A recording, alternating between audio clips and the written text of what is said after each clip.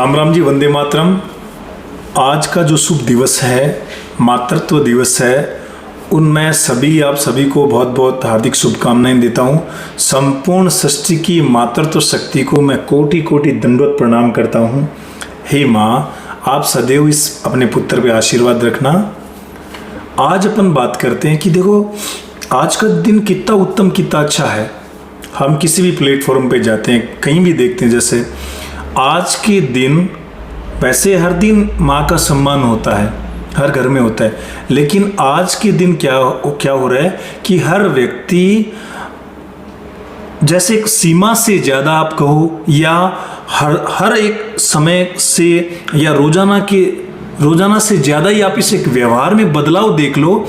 हर व्यक्ति अपने माँ का सम्मान रोजाना से ज़्यादा कर रहा है, शब्दों के द्वारा, व्यवहारों के द्वारा, या आप मान लो जैसे मल्टीमीडिया सिस्टम है तो वो वीडियो के माध्यम से या फोटोज़ के माध्यम से अपनी माँ को बहुत ज़्यादा रेस्पेक्ट और सम्मान दे रहा है। माँ के लिए बहुत अच्छी भी बात है, गर्व की बात, उनको अच्छा भी लगता है। हर माँ का एक सपना होता है कि उसका पुत्र उसका ख्याल रखे, जिस समय उसको जरूरत हो उस समय उसका पुत्र ख्याल रखे। तो ये बहुत अच्छी बात है, हमें गर्व भी होता है। पाश्चात्य संस्कृति है, लेकिन जब भी कोई चीज़ अच्छी होती है वो अच्छी है। लेकिन हमें इस चीज़ को बड़ा विशेषता से, इस दिवस को एक प्रमुखता में लेना है कि आज जिस संकल्प के साथ में, जिस विश्वास के साथ में आप अपनी माँ का सम्मान कर रहे हैं, क्यों न आज के ही दिन आप कुछ ऐसा संकल्प लें कि जिस प्रकार से मैं आज अपनी माँ के लिए इस प्रकार से फोटोज़ के माध्यम से, वीडियोज़ के माध्यम से, अच्छे व्यवहार के द्वारा, शब्दों के द्वारा, कुछ कार्यशैली के द्वारा अपने माँ को मैं जिस प्रकार से प्रसन्न कर रहा हूँ, उनकी प्रसन्नता का मैं कारण बन रहा हूँ, तो क्यों न आज ऐसा संकल्प लें छोटा सा कि इस प्रकार से रोजाना ही जो आज मैंने अपनी माँ के लिए किया है, उस प्रकार से रोजाना ही क्यों ना मैं ऐसा करूँ जिनसे मेरी माँ को अंतर्मन से सदैव प्रसन्नता मिलती रहे। ये हमारे लिए बहुत अच्छा एक संकल्प होगा, हमारी माँ के लिए कुछ अच्छा करने का। संसार में सबसे बड़ा भाग्यशाली व्यक्ति होता है जिसके पास माँ होती है। संपूर्ण सृष्टि इस शब्द में समाहित होती है, माँ के अंदर। माँ एक ऐसा शब्द है कि उसमें हर एक देवता जिनका हम पूजा पाठ, वंदन, अभिनंदन करते हैं, सब उस शक्तियां संपूर्ण रूप से उसमें समाहित होती है माँ के अंदर। जिस घर में माँ होती है ना, उसको पता है कि माँ क्या होती है, और जिस घर में माँ नहीं होती उसको वो पता है जो उसको नहीं पता जिसके माँ है। माँ भी ना बड़ा जीवन सुना है। हमारा कोई भी काम हो, माँ हमें पहले बोलती है, अरे क्या हुआ, ये काम, हाँ तो आराम से कर ले। बुखार हमें हो जाता है, सर्दी जुकाम हो जाता है, माँ रात को 10 बार, 15 बार, 20 बार हमें पूछती है, कपड़ा लगाए रखती है, अरे क्या हुआ, जुकाम हो गई, थोड़ा खाना खा ले, अरे थोड़ा खा ले। 1 बार, 2 बार, 10 बार हमें पूछती है। पूरी रात भर वो चैन से नींद नहीं पाती। उनको चिंता हमारी रहती है कि कैसे कैसे मेरा पुत्र, मेरा बच्चा, मेरी बच्ची स्वस्थ हो जाए। माँ नहीं होती है ना, पड़ोस में या परिवार के कोई सदस्य 1 बार या 2 बार, मैक्सिमम 3 बार पूछ लेगा, लेकिन पूरी रात कोई जागता नहीं रहता सिर्फ माँ के सिवा। ऐसा जीवन भगवान ने अगर इस संसार में, दुनिया में सबसे सुंदर अगर कोई रचना रची है तो वो है माँ। हम भाग्यशाली हैं बड़े, जिसके पास माँ है वो दुनिया का सबसे भाग्यशाली व्यक्ति है कि आपके पास माँ है। आज इंटरनेट का जमाना है, पूरे दिन से इंटरनेट देखा, बड़ा अच्छा लगा कि आप अपने माँ के प्रति इस प्रकार से समर्पित भाव रखते हैं। हम तो यही निवेदन करते हैं आप सभी से कि जिस प्रकार से आपने आज अपनी माँ को इतना सम्मान दिया, क्यों ना एक संकल्प लिया जाए कि हमारी माँ को हम रोजाना इसी प्रकार से हम सम्मान दें, ताकि उनको भी अच्छा लगे। लेकिन बहुत सारे हम देखते हैं, ये हमारे आसपास की घटना है, कोई बाहर की नहीं होती। जिस देश में वृद्धाश्रम 417 के करीब पहुंच गए हैं लगभग, तो उस देश की क्या स्थिति होगी। बुजुर्ग माता वहां पे बैठी है, जिस वक्त माँ को अपनी जरूरत होती है उस वक्त वो अकेले कोनों में वृद्धाश्रम में अपना जीवन यापन करते रहते हैं। वो हमें इस चीज को देखना है, समाज का वो भी एक हिस्सा है जहां पे ऐसे घृणित काम से समाज पूरा दूषित होता रहता है। अरे किस प्रकार से वो लालन पालन करती है, 9 महीने अपने कोख में किस प्रकार से अपना दर्द सहन करके, पता नहीं कैसी कैसी विडंबनाओं से, कैसी कैसी कष्टों से झेल कर, और जिस समय आप बाहर निकलते हो गर्भ से, बच्चा गर्भ से, तो उस समय स्त्री का दूसरा जन्म होता है। मैंने कई लेखों में ऐसा पढ़ा है कि अगर स्त्री के जगह अगर पुरुष हो और ऐसा इतना भयंकर अगर दर्द सहन करने को मिले तो शायद ही वो जिंदा रह पाए।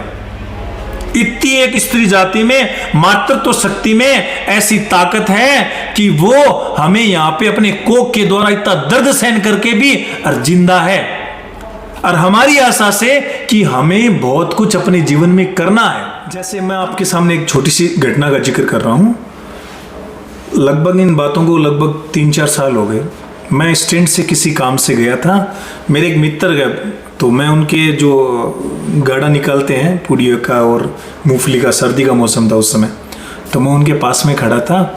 तो बाजू के अंदर कोई गांव पड़ता है, तो वहाँ पे लोग वो जा रहे थे, तो बस का इंतजार कर रही थी। एक बूढ़ी माँ बैठे थे और उन माँ के पास में एक बच्चा था, मतलब उन माँ का बच्चा था, उसकी उम्र लगभग 40 साल की थी। माँ थी वो 90-92 साल की थी, वो बूढ़ी माँ। तो वो मैं बैठा था और वो आपस में तर्क कर रहे थे कुछ, बोला कि तेरे को कितनी बार बोल दिए यहाँ से तू जा नहीं सकती, मैं ऐसे कर दूंगा, तेरे को मैं इतना बोल दिया और मैं तेरी टांगे तोड़ दूंगा, ये वो, ऐसे उनसे व्यवहार इस प्रकार से कर रहे थे। बोला तेरे को मैं इतनी बार बोल दिया कि तू वहाँ पे मत जाया कर, मैं तेरे ये हाथ पैर तोड़ दूंगा, ये तोड़ दूंगा, तेरे को किसी प्रकार का पता नहीं यार, समाज में ऐसे कर दिया, तुमने ऐसे कर दिया। इस प्रकार से वो मारवाड़ी भाषा में वो बात कर रहे थे और उस माँ को बड़ा वो टॉर्चर कर रहा था वो व्यक्ति। तो ऐसा कुछ शायद 1 मिनट की बात है ये। बोला कि मैं वापस आ रहा हूँ, सामान लेकर यहीं पे बैठ जाना तुम। वो चला गया सामान लाने, तो मैं पास में ही था, मेरे से कम ऐसे 4-5 मीटर दूर थे। तो सुनाई तो दे रहा था भी वो क्या कैसे इशारों से उसको से टॉर्चर कर रहा है। मैं गया, मैंने कहा प्रणाम माँ, मैं उनके पास में गया। मैंने कहा माँ, ये बड़ी माँ, ये जो भी व्यक्ति था जो आपको इस प्रकार से आपके साथ में व्यवहार कर रहा था, जो उसके साथ आपसे बोल रहा था, ये कौन है माँ, बताइए मेरे को। बोला मेरा पुत्र है। मैंने कहा आपका लड़का है ये? बोला छोटा ही छोटा मेरा लड़का है। तो मैंने कहा लड़का है तो आपसे इस प्रकार से कैसी बात कर रहे हैं? आपका लड़का है, आपको तो ऐसे जैसे मारने की, धमकी देने की, आपके साथ गलत व्यवहार की, ऐसे ही बातचीत कर रहा था। 92 ईयर्स एज उनकी, 92 साल, आंखें एकदम कुंदी हुई, चेहरा रूंधा हुआ, पूरे चेहरे पे एकदम झुर्रियाँ, आंखों में हल्का हल्का पानी। और वो मेरे को बताया कि ये मेरा छोटा ही छोटा बच्चा है, मेरे 3 बच्चे हैं। एक बच्चा था लेकिन वो चल बसा, ऐसा मेरे तो लगभग शायद याद है तब तक। बोला अभी 2 बच्चे हैं मेरे, एक बड़ा बच्चा है मेरा। अब इन दोनों बच्चों के किसी भी कारणवश बनती नहीं। बोला कि मैं बचपन में, मेरा जीवन है वो बहुत गरीबी में गुजरा। मैं, मेरे पति बड़े मुश्किल से गांव के अंदर खेती का काम करते हैं, बड़े मुश्किल से काम करते थे खेती का, और का पानी की व्यवस्था नहीं थी, भोजन की बहुत कम व्यवस्था होती थी उस समय। रात दिन मेहनत करते और कैसे कैसे बच्चों को मैं खुद, उन्होंने बताया माँ ने, बोला कि मैं भोजन के बीच में लास्ट के अंदर जो पात्र के अंदर जो बच जाता है ना, वो खुरचन में ऐसे इकट्ठा करके वो मैंने खाया है और अपने बच्चों को पाला है, दोनों को। बड़ी मेहनत से मैंने जिंदगी में बहुत मेहनत किया है और ईमानदारी के साथ में मेहनत करके मैंने बच्चों को पाला है। मेरे 2 बच्चे हैं अभी, एक बच्चा बड़ा है, ये छोटा है। मेरे पति को 5 साल हो गए, वो चल बसे। अब क्या है कि किसी कारणवश ये दोनों भाई आपस में कोई बात होगी इनकी। अब वो बड़ा वाला भाई ये मेरे को बोलता है कि आपको बड़े भैया के घर पे जाने की जरूरत नहीं है, और नहीं आप मेरे बिना पूछा वहाँ पे जाओगे। अभी मन में ऐसे होता है भी चलो ठीक है आप राजी रहो, मेरे को काय के लिए जाना है, मैं तो सही तरीके से चल भी नहीं सकती, 92 साल की हूँ। तो दिमाग में ये रहता है कि हमेशा बस बच्चे खुश रहे।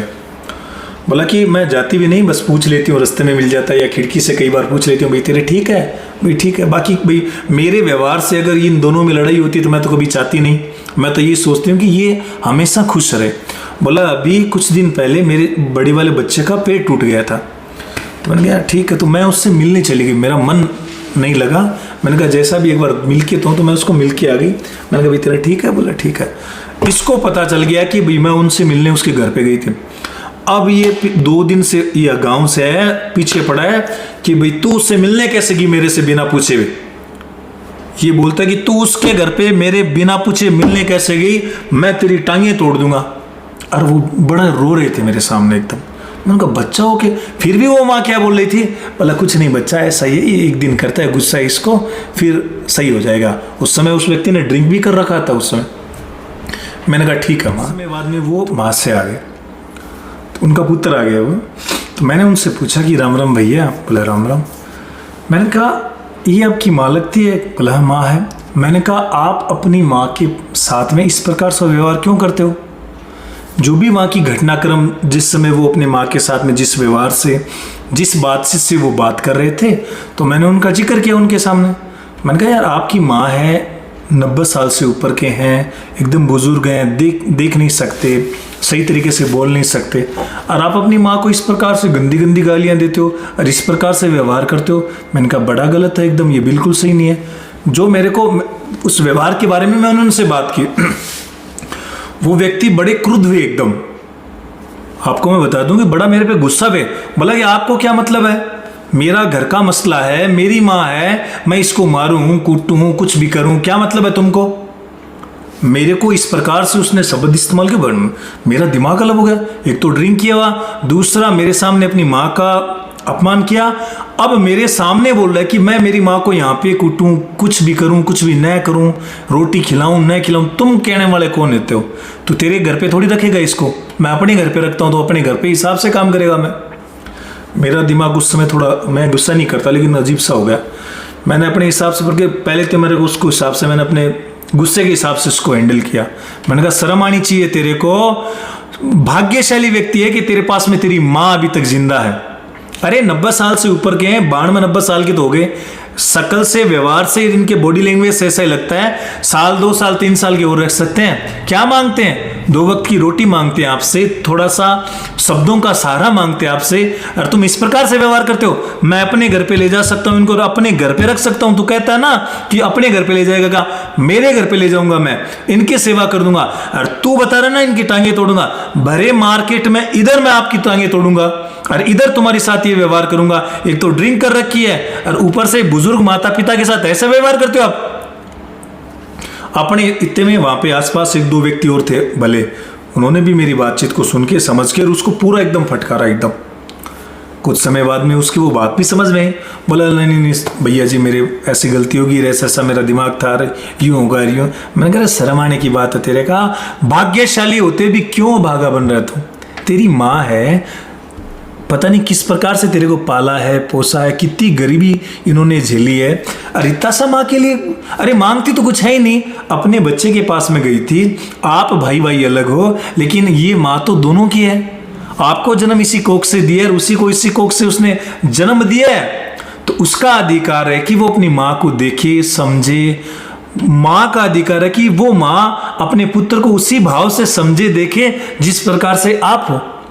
तुम्हारे भैया का पेट टूट गया था, अगर आपकी माँ उनसे मिलने आ गई तो क्या इसमें गुनाह किया? और इस प्रकार से आप व्यवहार करते हो, ये दुष्टता का परिचय है। और उस दुष्टता में मैंने उसको समझाया भी। बोला कि ठीक है। उस समय उनकी फिर गाड़ी आ गई। बोला नहीं भैया जी मैं ध्यान रखूंगा, आपको शिकायत नहीं मिलेगी। वो उनका वापस गाड़ी जा रहा था। उस माँ ने मेरे को एक बार देखा था, उसका वो शकल, वो एकदम उनके वो पूरी झुर्रियों से चेहरा, आंखों में हल्के हल्के आंसू। मेरे को एक से ऐसे लग रहा था कि वो मेरे को बहुत मन से आशीर्वाद दे रहे थे। ऐसे लग रहा था कि अब उनका बच्चा कुछ हद तक उनकी देखभाल करेगा। ये उदाहरण इसीलिए आपको दिया है कि हम जब मातृत्व दिवस के ऊपर, एक विशेष दिवस पे, ये तो हम एक प्रकार से इसको आप दिखावा ही मानिए। ज्यादातर अच्छे भी लोग होते हैं, लेकिन ज्यादातर मैं उसमें मैं भी शामिल हूं, हम दिखावा करते हैं। माँ जब छोटे छोटे कामों के लिए कहते हैं ना, सब्जी के लिए माँ हमें बोल देती है, किराना के सामान के लिए बोल देती है, बहुत सारे घर में पानी का बोल देती है, प्लास्टिक की बाल्टी को भरने का, मटकी को भरने का, अमुक काम करने का, मार्केट से सामान लाने का। हम बिल्कुल भी ध्यान नहीं देते अपनी माँ की बातों का। जब बड़े हो जाते हैं, काम धंधा लग जाते हैं, तो हमसे वो एक ऐनक का चश्मा मांगती है कि यार वो बहुत सारा दिखाई नहीं दे रहा है, ये मेरे लिए ये मार्केट से ये लाना। सुबह से शाम निकल जाती है, माँ की आंखें तकती रहती है, ताकती रहती है कि मेरा बच्चा मेरे लिए वो चप्पल है या ऐनक है या कुछ जो भी उनका प्रमुख सामान है वो मेरा बच्चा लाएगा। लेकिन हम बिल्कुल ध्यान नहीं देते माँ पे। माँ के लिए छोटा छोटा सामान होता है, छोटा छोटा काम होता है। हमें कहेगी, किसको कहेगी?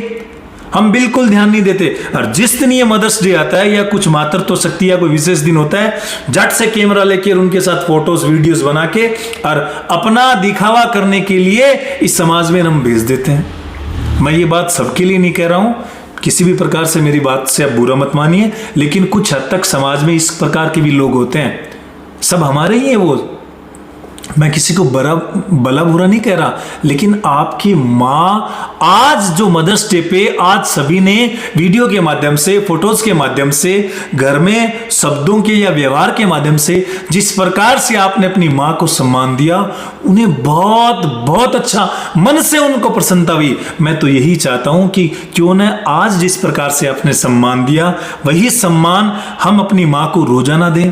एक अच्छे संकल्प के साथ आज ऐसा विचार करें कि हमारी माँ को वो जो प्रसन्नता आज मिली है, मन से मिली है, उस प्रसन्नता को आप रोजाना रखिए, ताकि आपके घर में लक्ष्मी का वास हो, ताकि आपके घर में जो आपकी माँ है, साक्षात भगवान है, वो हमेशा प्रसन्न रहें।